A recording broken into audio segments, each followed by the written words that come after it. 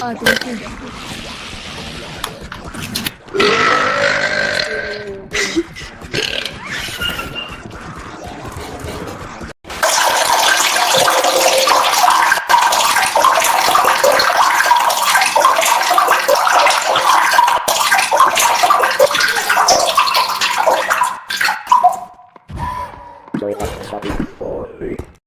Bombardiro crocodilo, un fottuto alligatore volante che vola e bombarda i bambini a Gaza e in Palestina. Non crede in Allah e ama le bombe.